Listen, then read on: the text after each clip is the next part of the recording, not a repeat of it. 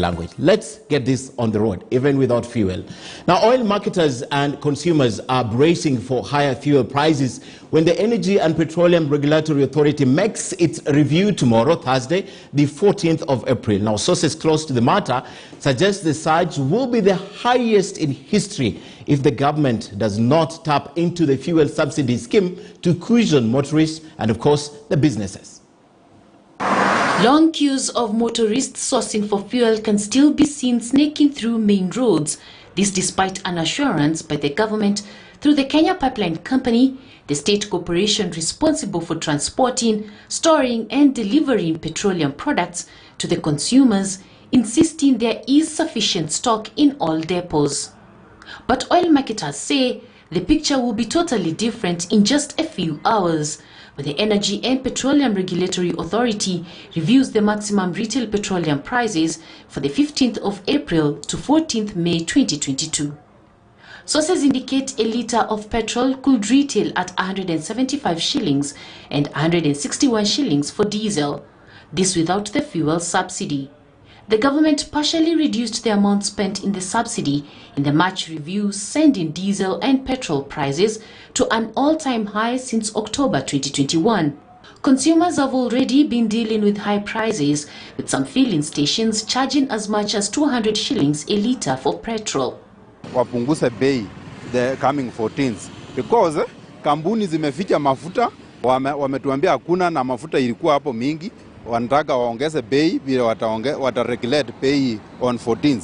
They want to believe bei itaenda juu so that wauze wapate faida mingi. Kama EPRA inaweza nisikia, wawapike short change, waweke bei ya chini, wakati hata na shilingi 10. Upei mafuta yenye unataka, unapimiwa tu ya 500. 500 utakimbia uende wapi? Na uko na msiko ya wenyewe unataka upeleke. Tunaomba serikali warutishe mafuta, sisi tujue ni nini tunafanya. Watu wote wanaumia, sisi wenyewe tunaumia. Masongo wanasema fanyeni kazi, tufanye kazi ukienda wapi na hatuna mafuta. Ukiingia kwa hustle ndio hii mafuta inasumbua. Hii mafuta nimenunua 1200 5 liters yenye tulikuwa tunanunua 500 ndio hii inasumbua sasa hii hapa. Sasa Kenya tunaomba mafuta irudishwe, na hata kama hakuna mafuta tuambiwe hakuna mambo ya cartels kukuja kutuuzia mafuta kama hii 1200. Tuambiwa tu hang gari, watu wa loan wakuja chukue gari zao. Hizi gari ni ya loan.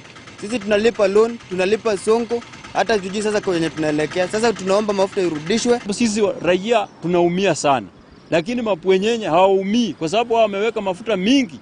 Wengine wanachota madramu wanaweka tu kwa nyumba.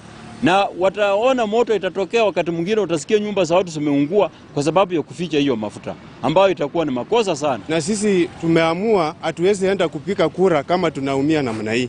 Kwa sababu sisi kitu inatutesa kabisa ni mafuta. Na mafuta, watu wameficha mafuta, wanangojea ati mafuta ipandishwe bei ndio wafanye nini, watoe. Na sisi tunataka tuambie serikali, nataka tuambie Rais Uhuru Kenyatta na Raila Amolo Odinga, sababu hao ndio wako na serikali.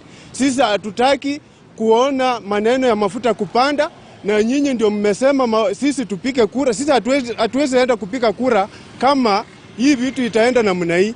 Mafuta imepanda, sisi tunateseka. The fuel subsidy is meant to compensate oil marketers and give relief to motorists, but supply challenges following the invasion of Ukraine by Russia, a key oil exporter, has destabilized its plan. After the partial subsidy withdrawal last month, diesel and petrol prices retailed at 115 shillings and 60 cents and 134 shillings and 72 cents respectively. That's the highest level in Kenya's history. At the same time, government has locked heads with oil marketers over the payment timings. The government says it owes the companies 13 billion shillings, but has only released 8.2 billion shillings. Oil marketers argue the figure owed to them is over 20 billion shillings. Without a subsidy, the cost of basic commodities will go even higher, pushing inflation to double digits from 5.56 in March.